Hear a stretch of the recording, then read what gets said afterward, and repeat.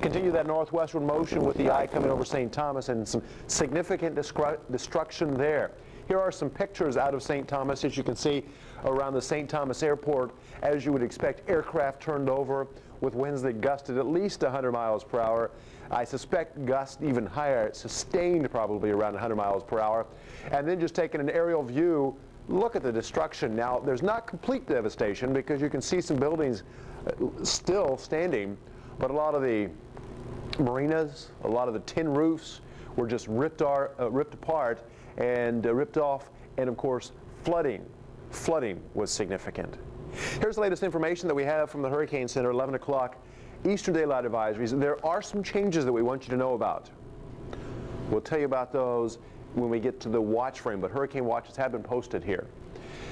20.8 north to here.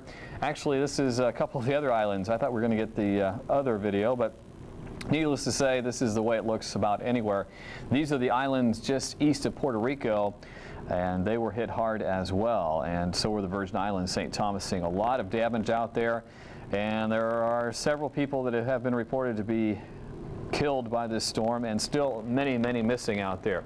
Here's what it looks like from up in space. Our satellite picture showing the good news that it is moving away from the islands, but we still could have some problems down the road for parts of the Bahamas, possibly, and also Bermuda. But the U.S. mainland probably not going to be affected from this hurricane. And it is a major hurricane. Winds are 115 miles per hour. Of course, its path basically coming right through here, going through the Virgin Islands and a couple of the islands just east of Thomas. The one island that probably has had the worst damage from this one, and we can show you some of the scenes after Marilyn bypassed. In downtown St. Thomas, you're looking at all the power lines down here just off the main drag, and these boats are basically on the main street coming wash ashore at the peak of the storm surge. After the water went out, a 70-foot Coast Guard cutter was left in downtown. We had, of course, a lot of damage to cars and houses. Out at the airport, severe damage to planes. You can see the Air St. Thomas sign laying on the ground, a lot of water on the floor there, and power lines just snapped, roofs being blown off the homes. We had one early report of some deaths with this apartment building basically collapsing. Now our next piece of video first starts off outside the airport. You can see the little airplanes here basically with the wings just snapped off and they're toppled about. And crews won't be allowed back in the islands, I don't believe, until maybe late today or tomorrow, but this is what they're going to find. That was a 4-story hotel, Melvin tells us, and you can see the resort here as we start heading a little bit farther off to the left. This hotel basically were knocked out of commission. You can see the tennis courts are still in good shape, but pretty much everything else just left with debris, and we're going to hear more reports, we think, out of St. Thomas. At this point, phone service is out. They can't get word as to what's going on. The last time Melvin or anyone who was trying to talk to friends or family down the islands was late Friday night, about 1 in the morning, he says. After that, phones went out, and so at this point, we're getting a little bit of video in, but we should continue to get reports in from the islands on some of the damage through there. But this is the track it took, right through the islands, and then out it goes. Now, it's in much better position for everyone concerned, basically, because Marilyn is out over the open waters of the Atlantic. As of 11 o'clock, the Hurricane Center plotted the center of this one at 22.4 north, 68.6 west, or 725 miles south-southwest of Bermuda. Bermuda has also had a Good morning. AT&T has dispatched technicians to restore long-distance phone service to the island. Residents are also still without electricity and water. The storm has ravaged about 80% of the island. As many as 13,000 people have been packed into shelters. Many of them have no reason to go home. A quarter of the island's houses have been completely destroyed. At least 8 people are dead, 2 from the neighboring island of St. Croix, and scores are missing. Oh man, I tell you, it was tremendous. The walls shaking and everything just vibrating, and then all of a sudden it'd get total silence. And then all of a sudden it'd start all over again, and the wind whistling and all of this. And what we were doing, we were singing praises to God through the whole thing, you know. and drown out the noise. And the acoustics in the place was great. That was The governor of the U.S. Virgin Islands has asked federal authorities to help keep the peace on St. Thomas. Hundreds of people have been looting stores there. Federal disaster officials say significant numbers of relief shipments are finally arriving on the island. Military cargo planes are bringing in generators, bottled water, tents, and blankets. Relief crews are using plastic sheeting to repair the roofs. There's a sign of hope tonight that Bosnia's 3-year war may be nearing an end. Today, NATO gave Bosnian Serbs another 72 hours to finish removing their heavy weapons from around the Bosnian capital. These are shots out of St. Thomas, where winds gusted up to 127 miles per hour. Today, St. Thomas residents were faced with the destruction left behind by this very powerful hurricane. An estimated 80% of the island structures were damaged by this storm. At least 3 people were killed by Marilyn, but we're afraid that death toll may go higher because 50 more people are either injured or missing. So again, Marilyn, another destructive hurricane, much as Luis was the week before. And unfortunately, the Leeward Islands in particular getting hit extremely hard. The Lesser Antilles really taking the brunt of these hurricanes. And even before that, there was Tropical Storm Iris, which later became a hurricane as it moved north. It moved through this area. And I believe a few people were killed by mudslides and some flooding that went on in the central parts of the Lesser Antilles. Miles an hour and gust over 120. Today, Friday, St. Thomas residents were faced with destruction left behind by Marilyn. An estimated 80% of the island structures were damaged by the storm. At least 3 people were killed by Marilyn, with 50 more people injured or missing. Well, let's take a look at what's going on currently with Marilyn. And here the hurricane goes off towards the north-northwest. This is what's going on with the big picture. Again, you can see the Caribbean down here. Victims were uncovered today, Monday, September the 18th, 1995. From NBC News, this is Today with Bryant Gumbel and Katie Curran, live from Studio 1A in Rockefeller Plaza. And good morning. Welcome to Today on a Monday morning. Welcome back from what we hope was a very nice weekend. Caribbean living isn't so swell these days. 4 hurricanes in as many weeks now. I know, it's unbelievable. Unbelievable down there, Bryant. The damage is so devastating. I don't think anybody really expected it to be this bad. Not only in St. Thomas, but also in parts of eastern Puerto Rico. And the hurricane watch is still out in some parts of the Caribbean because Maryland is still packing a punch up to 100-mile-an-hour winds. Right, and heading towards Bermuda. Right, although they think it may not make landfall, they're waiting to see it. It might yet hit on tomorrow. But we're going to get caught up on that in just a little bit. Matt Lauer steps in with a check of all the news. We'll get caught up on Maryland's doings, and then we'll move on to other matters, specifically General Colin Powell. That's right, a different... Currently located about 560 miles south-southwest of Bermuda. It is headed north, but is expected to miss the U.S. mainland. Diana Gonzalez joins us from San Juan, Puerto Rico. Good morning, Diana. Good morning, Harry. You know, there's a real feeling of isolation on the island, I'm sure you can imagine. Except for some emergency flights and very limited private charters, there's no real way on or off St. Thomas at this point. The airport was heavily damaged during Hurricane Marilyn, forcing many visitors to extend an unwanted vacation. But we'd like to know, everyone at home, that we are okay, no one was hurt, and thank God, I mean, it's a miracle. Hurricane Marilyn tore apart large sections of Frenchman's Reef Resort, where hundreds of tourists are now stranded. They are desperately waiting to get off the island. Well, I want to get out of here. I want to go home. Maryland's powerful winds destroyed the hotel's 8th floor. Dividing walls between the rooms are gone.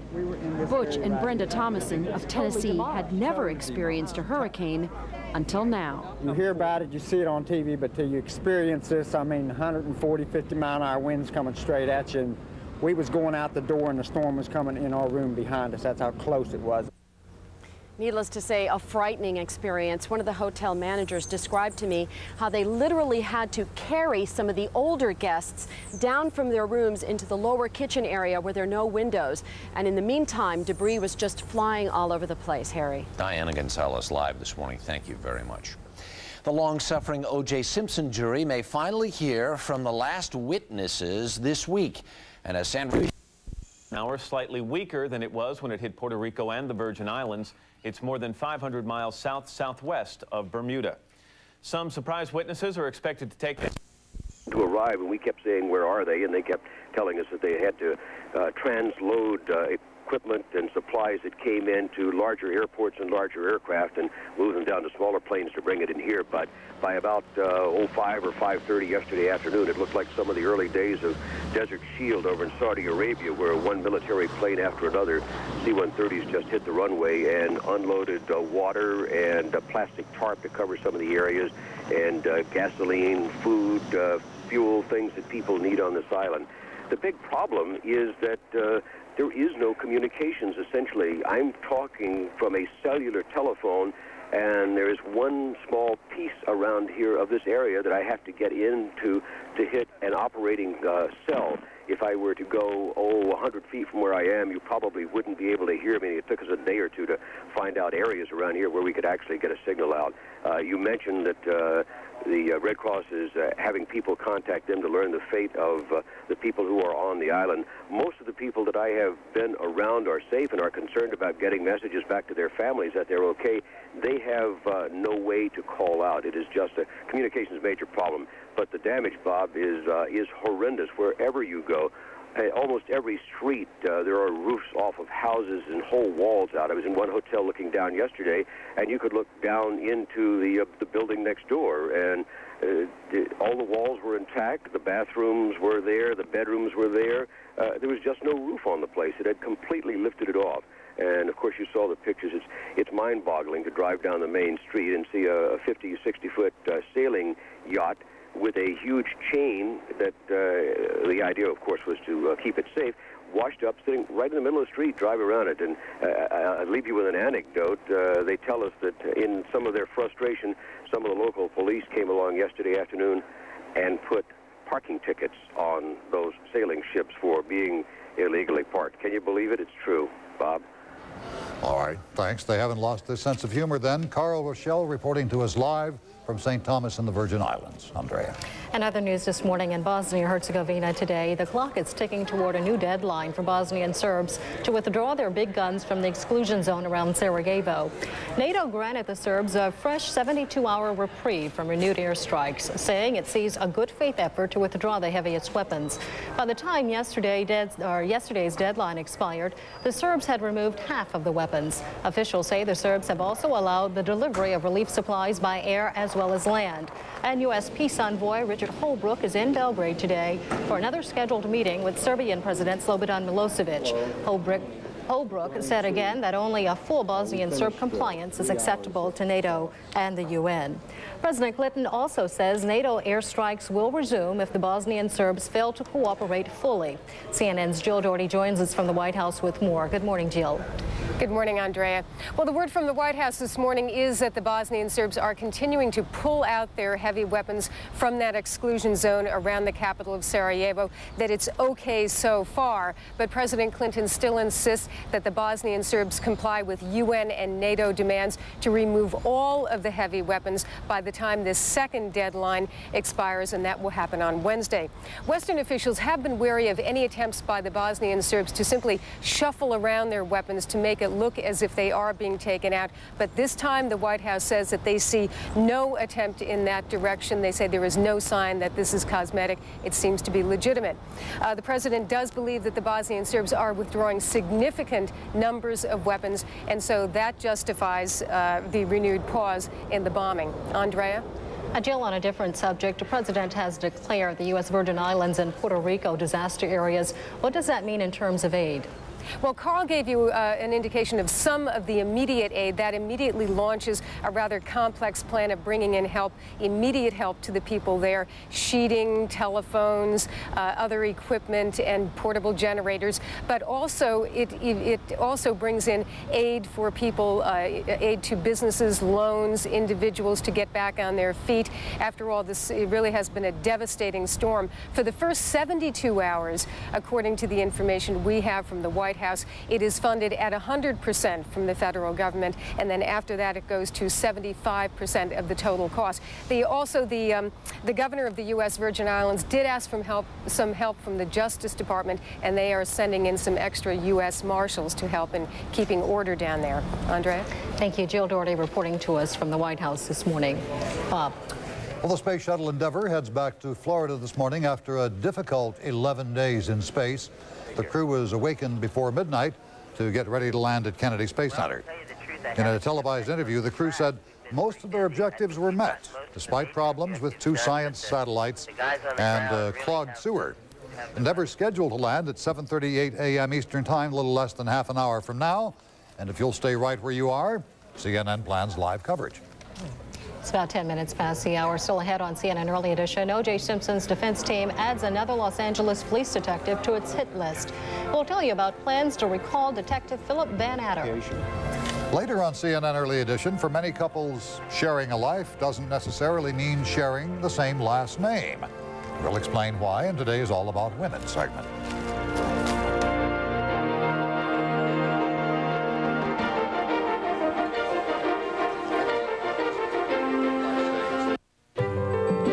The right people.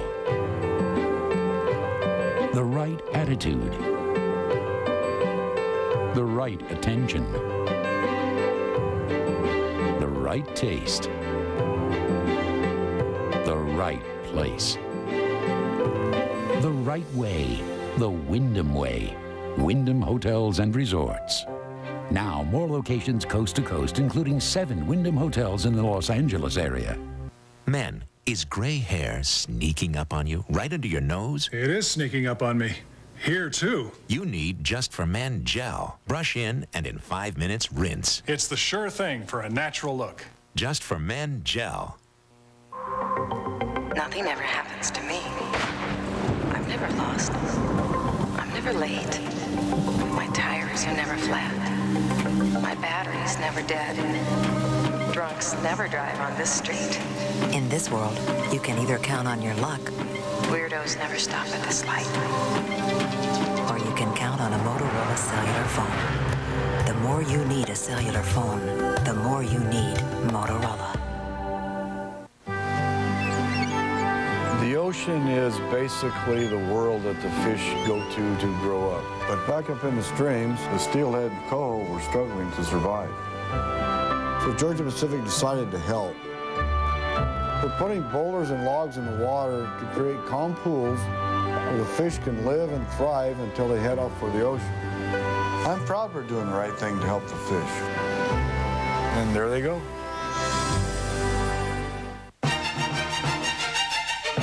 Tonight on Larry King Live, he's taken an American journey from Harlem to the heights of military power.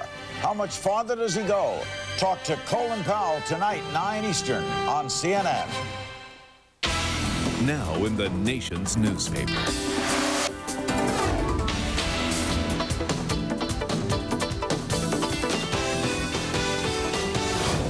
Read it today. USA Today.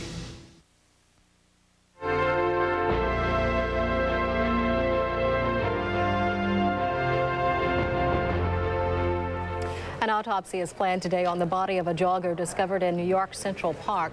Police have not identified the victim, who is described as a 30-year-old Hispanic woman. 2 other joggers discovered her body yesterday, face down in a stream. Police believe she was killed sometime late Saturday. Officials say the woman was dragged down an embankment and severely beaten. Police say she may have been raped. Authorities have ruled out robbery since $4 was found in the victim's pocket. When the O.J. Simpson murder trial resumes today, an FBI shoe print analyst returns to the stand for more of the prosecution's rebuttal. And the defense is still hoping to call another investigator to help make its case. CNN's Mark Watts joins us from Los Angeles with an update. Good morning, Mark. Andrea Baum, good morning. The prosecution may wrap up its rebuttal case today with FBI agent William Bodziak, but that will be conditional depending on what else the defense team has in store. The defense has not even formally rested its case yet, and Simpson's attorneys say they're planning to end with some fireworks. Jim Hill now with a look at what we can expect this week. O.J. Simpson's attorneys have been searching for a strong way to close their case. The coming week should reveal what they've found, if anything. FBI agent Frederick Whitehurst is a possibility. He believes some people in the FBI crime lab slant their work to favor prosecutors. He was questioned by attorneys for both sides over the weekend in Los Angeles. Whatever information he has, he will share with all sides, and if it's relevant, we'll ask Judge Ito to consider admitting it. If all Whitehurst has is arguments or evidence that the FBI may have done things in other cases. I just don't see him doing it. To try and find a link to the Simpson case, the defense alleges FBI agent Roger Martz is one of the biased agents. In statements filed with the court, Simpson lawyer Robert Blazier says Whitehurst has allegations that Martz routinely changes his FBI reports by removing information which he thinks might be helpful to the defense.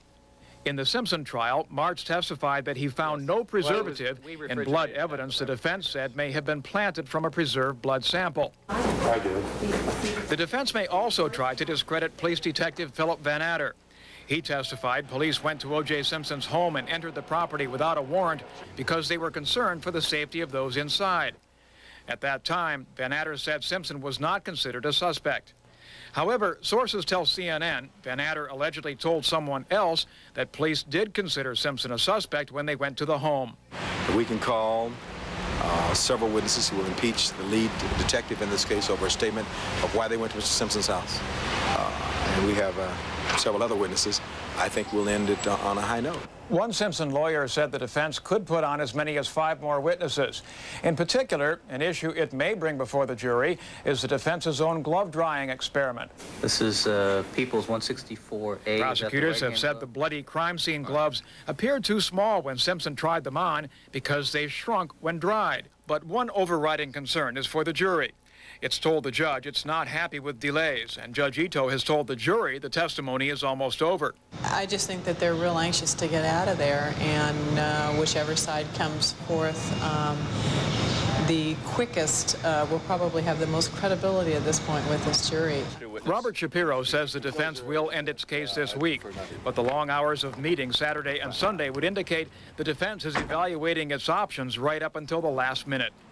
Jim Hill for CNN, Los Angeles. When court resumes this morning, we will bring you the remainder of FBI agent William Bodziak's cross-examination. Bodziak says unidentified bloody imprints found at the crime scene are not a second set of footprints. Tune in for our live coverage today, beginning at 12 noon Eastern, 9 a.m. Pacific. I'm Mark Watson, Los Angeles. Now back to Bob and Andrea as Early Edition continues.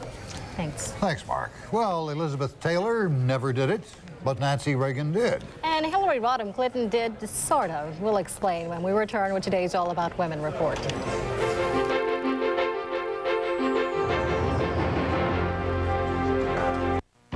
Every day it gets tougher to keep up with changing technology. Okay. Whether it's new software releases, client-server, or groupware, the hardest part isn't the technology. It's keeping your people up to speed. That's why ExecuTrain offers a full range of computer training. Because if your people don't keep up, your company's whole direction can change in the blink of an eye. For the total training solution, call ExecuTrain, the computer training leader. My dad is a soil scientist. Never really figured out what it means. He teaches trees to defend themselves from diseases, and trees are important. They help us live by eating all the carbon monoxide. I think Dad should get paid more than a baseball player because Dad's job is more important. International Paper. We answer to the world. The day ends. 10,000 workers head earthward, down through the 110 stories, leaving behind any thought of what will become of the 4 tons of paper they threw away today. Not to worry. A good recycling plan can overcome any obstacle, even the world's tallest. What business do we have saying we help the environment? That is our business. Rheem is ready to launch a new era in furnaces. Begin countdown. 5 years in planning. 4 years in development. 3 years in lab testing. 2 years in field testing. 1. Now there's only one choice in high-efficiency furnaces. Quiet, tough, reliable. The Rheem 90 Plus furnace. Special financing now available on any Rheem furnace purchased through October 15th. Don't let a new car payment be a financial burden. Call 1-800-32-SMART. About Smart Lease by GMAC. It just might give you something you wouldn't mind carrying around. new car payment get you all wound up. Call 1-800-32-SMART about Smart Lease by GMAC. It can put a new spin on affordability.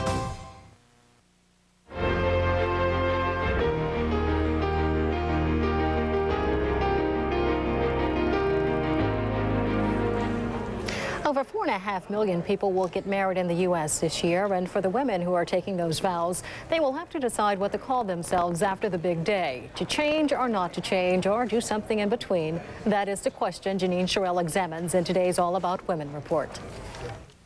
Delitha and Joseph recently took a vow to share their lives. They share everything, including household chores, but they don't share the same name. The minister was walking us through the entire ceremony. He said, and at this point I will say, I now present to you Mr. and Mrs. Joseph Coles III. And so I interjected and I said, excuse me, there is no Mrs. Joseph Coles III. Delitha uses her own last name, Morrow, and her husband's name, Coles, like Hillary Rodham Clinton does, no hyphen. Career considerations are one of the most common reasons for keeping a maiden name, something celebrities do all the time. Check out Nicole Kidman, not Nicole Cruz. And language historians are taking note. The net result is typically American confusion about these things, and also typically American freedom to do what you like.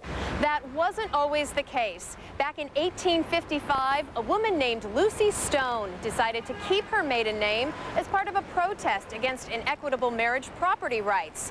A feminist pioneer, Miss Stone caused quite a controversy, and 140 years later, mixed messages about name choices still abound. A recent study by sociologists at the University of Nebraska showed that about half of women surveyed thought it was okay to use one's maiden name after marriage, but far fewer, only 10% of married women, actually do it. That's something experts say signals a society in transition. People understand that changes have occurred, but that there's a slow process of incorporating those changes into one's personal life. And for many reasons, the traditional route still makes sense to lots of women, especially when children are involved. I think it's just less complicated for them. I think it's more practical. I think, they figure I don't have to worry about my children wondering who they belong to. With that in mind, meet Burke Stinson. 16 years ago, he took his wife's name upon marriage in order to make things easier for his then 4-year-old stepdaughter. My mother couldn't understand it, but she was so happy that I was settling down and getting married that she took the name change with a grain of salt. So while there's no one-size-fits-all answer, Delitha and Joseph say the most important part of their decision was making it together. Communication, they say, is so important to relationships, and so that was a great way to start. Janine Sherrill, CNN, New York. All About Women is brought to you by Revlon, revolutionary products for revolutionary women.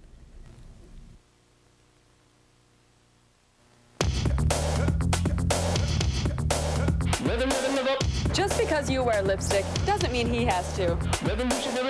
Revlon creates Color Stay, color that stays on your lips all day. And won't kiss off on him. Revlon Color Stay, color that sets in 60 seconds for all-day wear. Because a woman should always make her mark, but not with her lipstick. Revolutionary Color Stay lip color. Revlon. My dream was always to be the president of a company, and I probably fly between 150,000 and 200,000 miles a year. I speak Japanese, and this has been very helpful in my business career. Northwest Airlines has designed their international connections with the business traveler in mind. Because Detroit's a hub, you make your connection in 2 or 3 hours less time. My time is most valuable when I'm out visiting customers, visiting factories. You have to be there. You can't fax a handshake. You can't fax a look in somebody's eye. Here's why the Sarches are another Tylenol extended relief family. I get headaches from stress on the job. That's my story. The pain would make me just want to go home and hide. Now I get relief that lasts my entire workday. Now Christine uses Tylenol extended relief with this unique bi-layer caplet. 1 layer of strong relief to attack the pain quickly, and 1 layer to make sure that strong relief lasts. Extended relief. It does the job. Tylenol extended relief. Strong relief right away. Strong relief the whole day. At the center of our justice system is balance. So we matched a hard-hitting former prosecutor with a tough-as-nails defense attorney. Together, they take a provocative look at today's most compelling cases and put the law on trial. Greta Van Susteren and Roger Kosick. The issues, the courts, and your rights. Burden of Proof, this fall on CNN.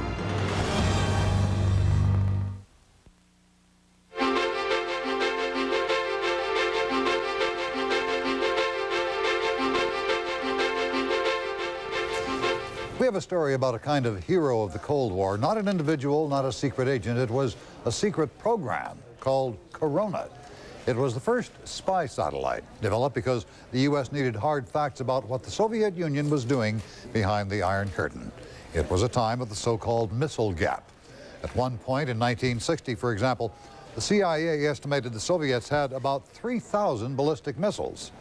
Well, Corona spy photographs helped show they had 6. Joining us from our Washington Bureau this morning is Jeffrey Harris. He is the director of the National Reconnaissance Office, which oversees all this. Good morning, Mr. Harris. Good morning, Bob.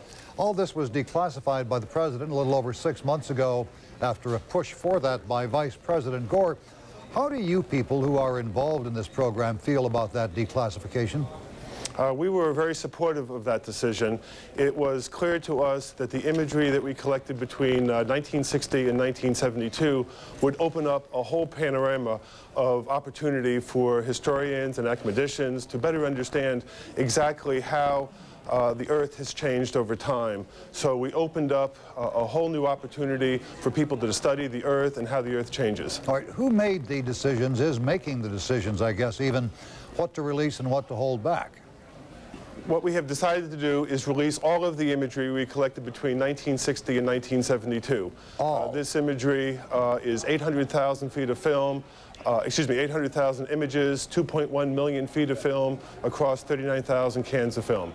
All right, let's take a look right now. You have a monitor available to you there, so you can help us as we look at some of the pictures.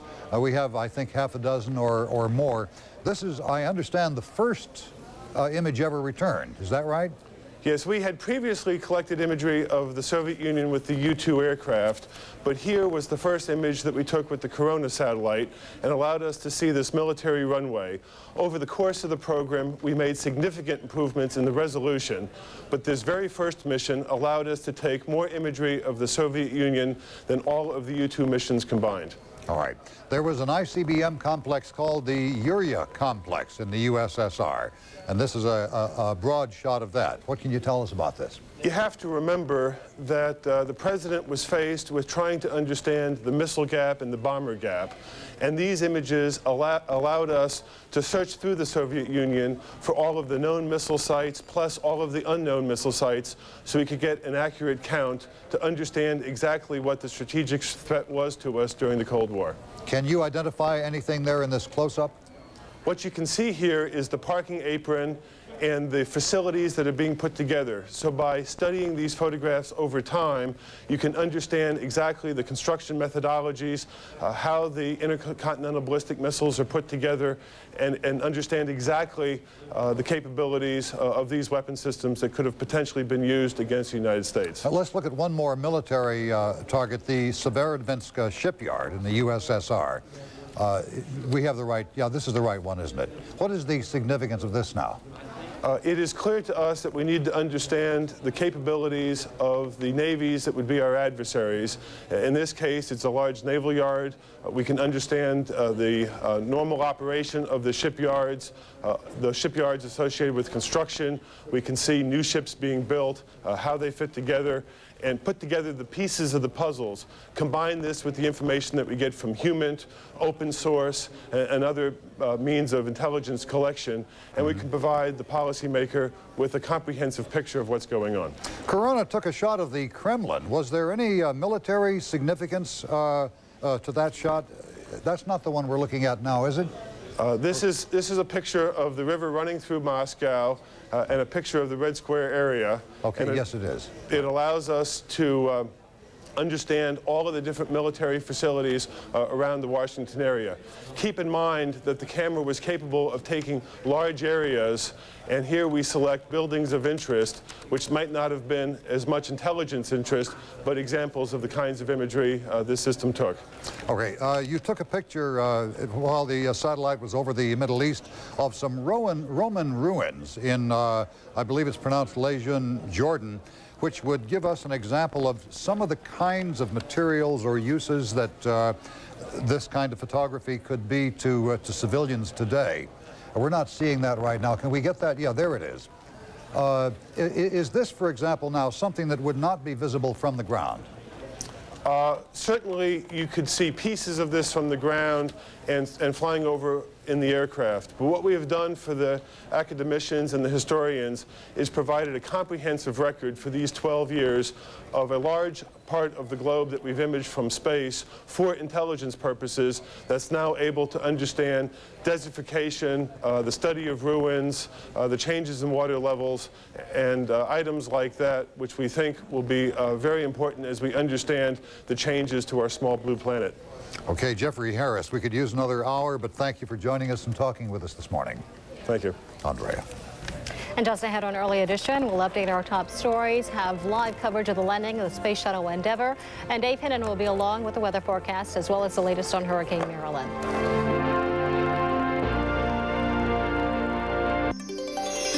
This is the place for something news and different in the morning. This is CNN. With all of our budget cutbacks, I had trouble finding quality office furniture and still save money. Then I went to Value Office Furniture. They had quite a large selection. I found everything I needed.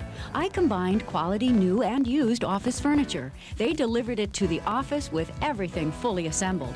And I got a better deal than those warehouse clubs. It's good to know that you can still get value for your money. Value Office Furniture, Park Street, Hartford. Carmen. Don Giovanni. La Traviata. 3 good reasons to subscribe to Connecticut Opera's Season of Passion. Save over single ticket prices and discover that opera is not what you think, it's what you feel. To subscribe or for a free brochure, call 527-0713. Moneyline with Lou Dobbs, weeknights 7 Eastern on CNN.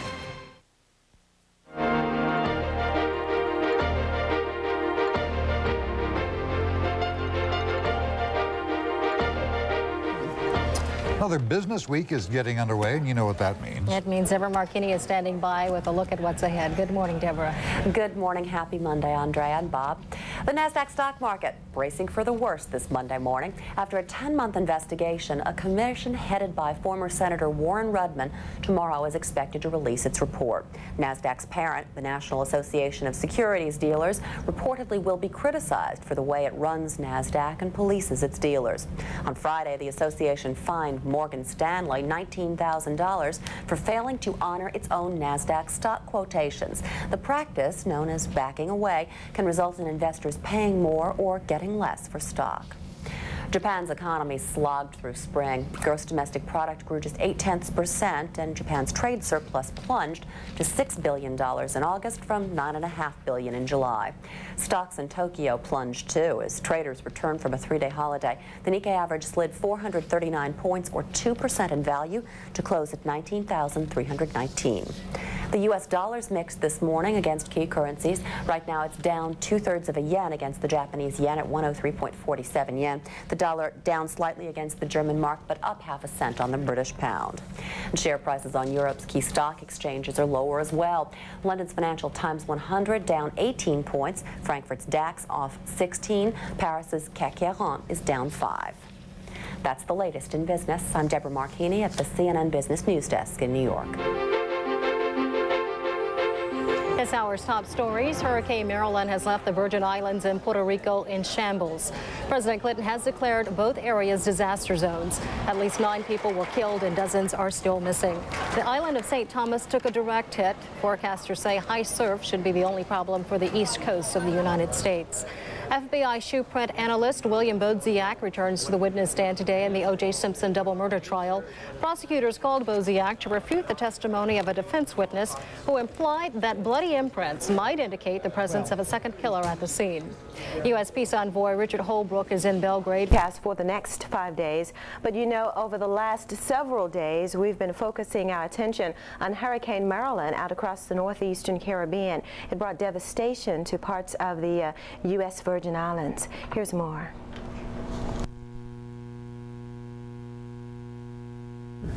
Lives lost, people missing, houses down, roads washed out, hillsides washed away, and homes leveled. Damage shots tell the story of Hurricane Marilyn's rampage through the Virgin Islands and Puerto Rico.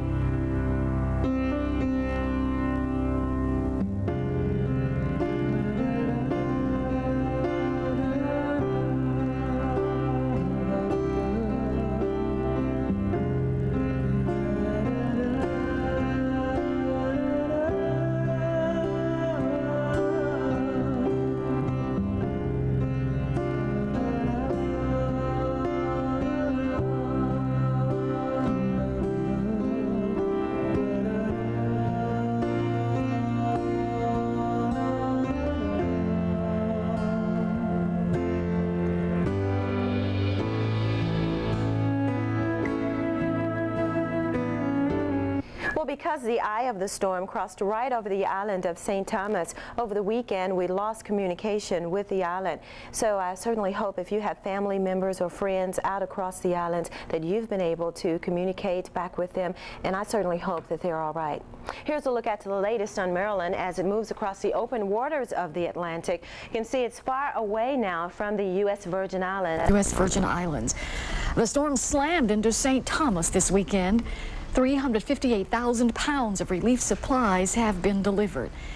Air traffic controllers are using binoculars to guide relief planes because there is no power at the island's airport. Some storm-weary tourists were able to get out on a few commercial flights. The storm is blamed for 7 deaths. 70 people are missing. There has been some looting, but authorities say it is not widespread. U.S. officials are taking precautions. Department of Justice, Janet Reno and them sent 100 U.S. Marshals down for security. We're also working with the governor. We're meeting with the state at 10 o'clock this morning to work out the logistics of the distribution points. The governor has committed 10 trucks to help get it from here out to those points, water, food, and plastic sheeting. And hopefully we'll be able to announce those today and give a time frame of when they're going to open. Hurricane Marilyn is now moving into the Atlantic. It is centered about 495 miles southwest of Bermuda with sustained winds of 100 miles per hour. Typhoon Oscar weakened early today as it turned away from Japan. It's now been downgraded to a low-pressure system. Maylee reports the storm spared Tokyo, but other areas weren't as lucky. Expect the worst and it might not happen. Words that Japan is living by a day after one of the strongest typhoons in 50 years hit the island nation. I heard the most powerful typhoon in post-war history was coming, so I canceled my boating trip and watched TV at home. Many flights and boat services were canceled. The hotel where I work was flooded with people who couldn't go back home. The typhoon was not as bad as the warnings. I expected something like Hurricane Andrew. Super Typhoon Oscar, with a diameter of 400 kilometers, stayed along the eastern coast of Japan. Its powerful eye never hit land, but Oscar's strong winds and heavy rains caused widespread damage. By late Sunday evening, 3 people had been killed by the storm. In Tokyo, the driver of this bus died after the vehicle overturned. 28 passengers were injured. There were at least 40 other storm-related injuries, and police say 6 people are still missing. Structural damage was extensive. More than 200 buildings were totally or partially destroyed, and 380 homes were flooded. Major airports in Japan were flooded with stranded travelers. Hundreds of domestic... St. Croix and St. Thomas. And we have companies that sell jewelry and sell electronics to the islands. They're all going down there to pull out. And when St. Martin was hit, they were going to St. Martin to pick up their merchandise. They were going to put it over to St. Thomas. And now what? The cruise industry is in the same boat. With weekly sailings, cruise lines are scrambling to find alternative destinations on other island nations. In speaking with them, we have some decisions to make, and we certainly notify the passengers as quickly as we have those decisions made, but sometimes it's literally the morning of the sailing. Although all the alternatives haven't been worked out, industry officials say there are plenty, from Mexico to Trinidad and points in between. The cruise lines have had hundreds of inquiries from passengers wondering where they will be going, but few cancellations. Cruise line officials say they're confident they can weather the remaining 2.5 months of hurricane season without losing much, if any, business. But what happens next summer may be a different story. Good afternoon, North Army Travel. Travel agents and industry analysts believe this hurricane scare may take the wind out of the sails of the industry when the tropics heat up again. And I believe maybe next year during hurricane season, I think some bookings will slack off. It won't be as strong as it was. Not so, according to the cruise lines. We're not seeing any impact on our bookings looking into the future. I think part of it is that most people realize just what an unusual year this has been. This has been just unheard of historically, and I think these sorts of things aren't seen as a continual trend. Fain and other cruise line executives say they will return to their primary ports as quickly as possible. The sooner they can return bringing tourists bearing dollars, the sooner the islands will get their economies back on track. John Zarella, CNN, Miami. Here's a look now at other stories making headlines. A battle over bucks is at the center of a lawsuit filed by the National Football League against one of its owners. Jerry Jones, owner of the Dallas Cowboys, signed separate marketing deals.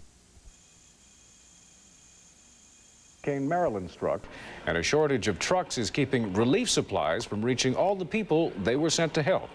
Tempers are running short in the islands, and there's also a lingering fear about people who may be missing at sea. CNN's Carl Rochelle reports. This sailboat was lashed to a dock in St. Thomas as Richard Bryan and his wife tried to ride out Hurricane Marilyn, but the force of the storm was just too much. Everything's wet. And we had 6 3/4-inch lines. They started popping like pistol shots. And we knew we were in trouble at that point. And finally, the boat broke loose and went into some pilings, and we thought it was breaking up, so we abandoned. They survived, even rescued their boat. But others who tried to ride out the storm were not so lucky. Bill Caton, who runs the Bottoms Up Bar, lost 2 friends. They were both at Anchorage. Denny was over here in the lagoon by Fisherman's Cut. Rick was out past Bird Island. They were both anchored on moorings, and both of them came loose, went over to the mangroves, and sunk over there. The fate of some boats that went through Hurricane Marilyn is obvious. What happened to others is not so clear. In front of our hotel, there were 68 boats that I counted at 7 o'clock the night of the hurricane, and in the morning, there were 5 of them left. Early reports had as many as 70 people living aboard boats at St. Thomas missing. Emergency officials later said everyone had been accounted for, but some boaters who survived disagree. There's a lot of boats that sailed away that have not been heard from. There's no way of knowing where they are or their whereabouts or if they've been sunk. I'm really worried. That's what we need information right now. We need to find out where our friends are.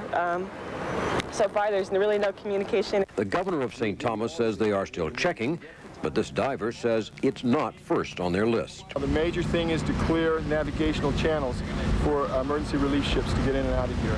That's our first priority. The second priorities will go down to the civilian ships and help restoring that. Local residents say there were hundreds of boats anchored in St. Thomas before the storm hit, and not all of them have been accounted for. Many of these longtime residents say it may be days or even weeks before they know for sure whether those people on board survived or perished in Hurricane Marilyn. Carl Rochelle, CNN, St. Thomas.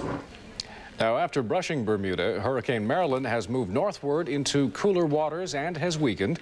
The storm should lose hurricane strength soon and die out without threatening land. When we come back, a sellout in San Francisco. Thomas was devastated by Hurricane Marilyn last weekend. FEMA, Emergency Management Agency, has opened 3 distribution centers. The storm that battered the islands last week now is about 400 miles south-southwest of Nova Scotia, and it continues to weaken.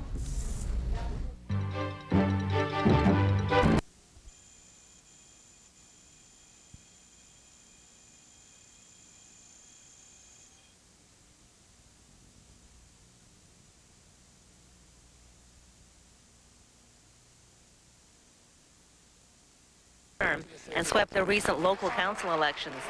They campaigned on the belief that there is still time to entrench new reforms in the 600-odd days remaining, and that if the people of Hong Kong beat the drum loudly enough, Beijing will be forced to listen. I'm Patricia Chu at the CNN Center in Hong Kong. Now, back to Atlanta. Now 15 minutes before the hour. The wine harvest in California's Napa Valley is running a bit late this year. A harsh winter and spring weather threatened the vineyards, but the growers are not talking sour grapes now. Rusty Dornan has our report. Fruit of the vine, destined to become Napa Valley's vintage of '95. This year, a wine harvest that's running a bit late. Most of the vineyards are about 2 weeks behind where they usually come in, and so we're worried about running into bad weather at the other end. Bad weather flooded the vineyards twice this past winter, and the rains didn't end there. Late spring rains caused some concern over mildew and rot. This year's crop is smaller, but vintners are hoping in this case smaller means better. It might contribute to the intensity of the crop, because with a smaller crop to ripen, the vines tend to be more efficient at getting that fruit to its peak. While unpredictable weather can be a blessing in disguise, it's the hand of a human artist that must produce the final flavors. Ripe grapes in good condition, no mold, no rot, have them picked clean. Then we get them in the cellar, and the winemaker needs to do his thing, and do it right, not drop the ball. Crushed and into the fermenting vats. So we're not warming up very fast, but within a few days, winemakers get their first real taste of the future. We're getting more flavor earlier without so much sugar, and that should be very good. Hopes are for a banner year. The longer those grapes hang out there, the more flavor they get. So to me, this could be a really terrific year. Looks like it's going to be one of the classics, like 1974, 1958. But some wine experts say there's still an aura of mystery. We're all curious about the harvest this year. And worries over weather. Did you ever know a farmer who wasn't concerned about if it's too dry, it's too wet, or it's never quite perfect, right? And that's the way it is with us. On the path to perfection, combining art and a little luck. Rusty Dornan, CNN, Napa, California. Well, we've got some sports coming up next. First, this break. We'll be right back.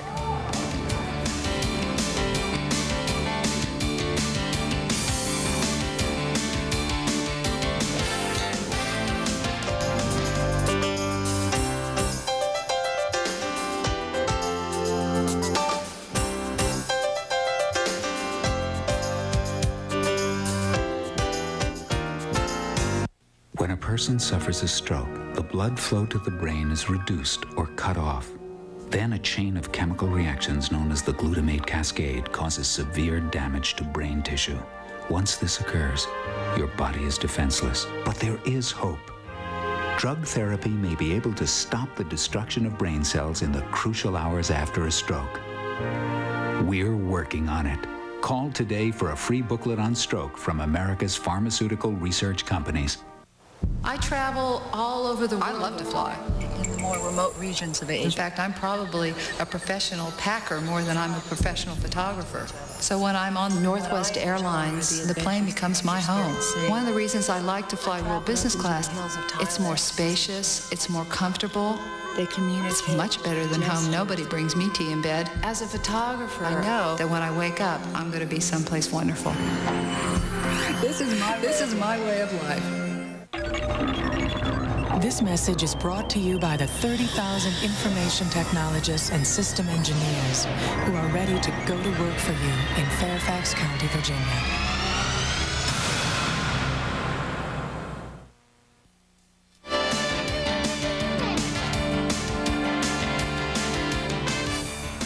Well, our place kicker is suited up and ready to go for an extra point. Let's see what you got, Mark. Give us your best shot. All right, Andrea and Bob, I'll try to win this one with a game-winning field goal. Hey, a change of scenery has worked wonders for the Rams after languishing for the last several NFL seasons. In Anaheim, California, the Rams have found inspiration on the banks of the Mississippi River and have gotten off to a superb start in their first season in St. Louis. Sunday, the Rams came east to play expansion Carolina on the Panthers' home turf. Clemson, South Carolina. Chris Miller to Jesse Hester, 14-0 in the second quarter. The Rams ran away with this one in the second half. Torin Doran picks off Kerry Collins. He runs it back for the touchdown. The Rams 3-0 for the first time in 6 seasons. What a matchup at 3Com Stadium. San Francisco hosting New England. Steve Young to Jerry Rice, automatic. 7-3 Niners right before halftime. Drew Bledsoe looking to put his team on the board. Lee Woodall levels them.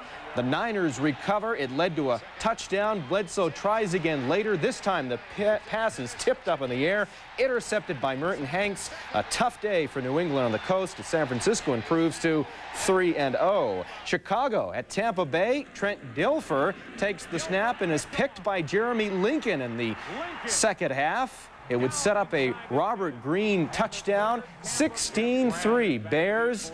They were all over the Bucs as Reggie Roby found out. Anthony Marshall takes it in untouched for the score. The Bears, after a tough preseason, are 2-1 in the regular season. Cleveland at Houston.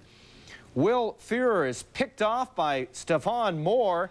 The second of 3 interceptions on the day for Moore. This led to a Cleveland touchdown. Browns on the board. But Hayward Jeffries, with 12 minutes to play, evens the score at 7. But hang on.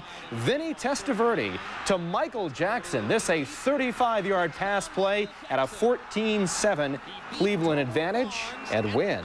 Indianapolis on the road at Buffalo. Marshall Faulk shakes 2 tacklers, goes 13 yards for the score, and a 7-0 Colts advantage.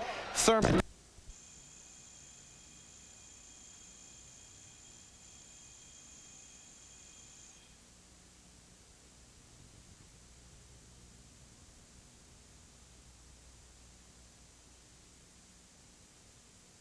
And some people pick interesting ways to do that. William Leroy just could not bear to lose his favorite tree, so he decided to live in it. Rick Kirkham reports on a guy who's really branching out. Antioch, California, a beautiful little city of 66,000 people nestled along the banks of California's San Joaquin River.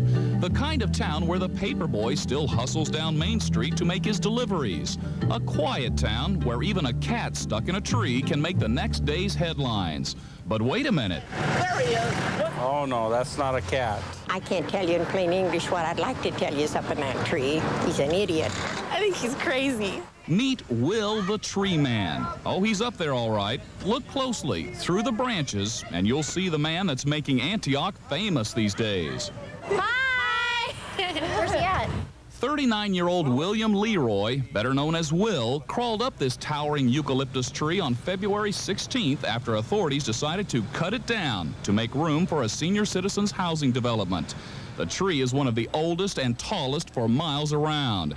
Through freezing temperatures and periodic rainstorms, Will has remained, today being his 11th day. Now, to be sure, I've covered a lot of strange stories over the last several years for Inside Edition, and while this may not be the strangest, it has presented a very unique problem of its own. How the heck do you interview a guy who's perched like a bird 70 feet off the ground? Well, that's where a little creativity and a lot of ingenuity really pays off. If Will couldn't come to me, I'd simply have to go to him. We managed to get a wireless microphone up the tree, but still there was the problem of how Will would be able to hear my questions from 15 yards away. Will, Rick Kirkham with Inside Edition. We're coming up to talk with you. Armed housing authority guards surround what's now become known as Will's Tree. A double fence has also been erected to keep anyone else from joining this modern-day Tarzan. This tree is pretty important to you, isn't it? Yes, it is. From the first time I came to Antioch, this was the first thing I noticed when I came here, and I very much love it, yeah. Will is an artist by trade, an artist who has sketched this very tree numerous times. But when his efforts to convince housing authorities to save the tree failed, he resorted to desperate means. On the same day he scurried up the 125-year-old tree, Ellen Halverson joined in his protest by chaining her wheelchair to a nearby construction fence. We have brought the people together, and we have shown that, yes, the people can support each other in their beliefs and fight City Hall. And boy, have they brought the people together. Last Tuesday night, more than 100 people flooded the city council chambers to voice their support for Will the Tree Man and his efforts. The town's mayor quickly responded by stating his newfound support for saving the tree. However, he wasn't about to accept an offer to join the protest.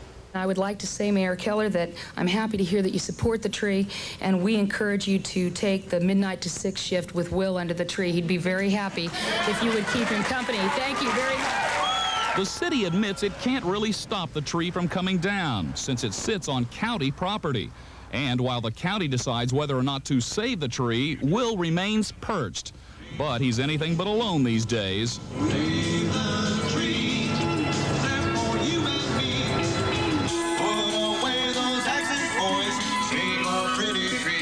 A local musician has written a song to commemorate Will's drastic attempt to save the tree. And the local postmaster has shown support by declaring the tree a legal temporary residence, forcing police to allow mail to be delivered. You got 3 pieces of mail today. Will, are you surprised at the tremendous amount of community reaction that has turned out for you and in your efforts here? Very much so. Very much so. At times it's great, and other times when I'm trying to sleep or go to the bathroom, it's a little bit much. What exactly is it going to take to get you out of this tree? Basically, what I want now is for this tree to survive another 100 years at least. Living among the branches isn't all it's cracked up to be, he says. And besides, he's got a family, warm food, and a real bed waiting at home. What's the first thing you want to do, Will, when you get out of that tree? Kiss my wife. That'd be a good idea, Will. And he was expected to come down earlier today because he won the fight. The county now says it will not destroy the tree. Way to go, Will. And Inside Edition will be right back.